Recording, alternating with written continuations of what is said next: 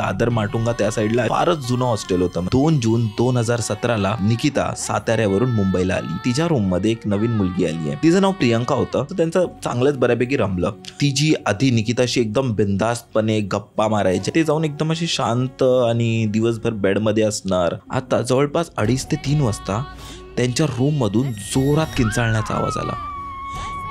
प्रियंका त्यांच्या बाथरूम मध्ये भिंतीकडे तोंड करून बसली होती.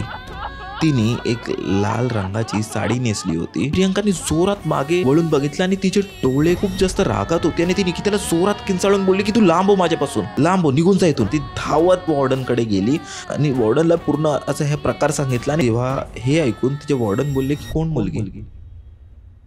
तुझ्या रूम मध्ये तू एकटी राहतेस. अजूनपर्यंत कोणीही दुसरी मुलगी असाइन नाही झाली आहे तुझ्या रूम मध्ये. पूर्ण पॉडकास्ट YouTube वर आहे, पटकन जाऊन बघा.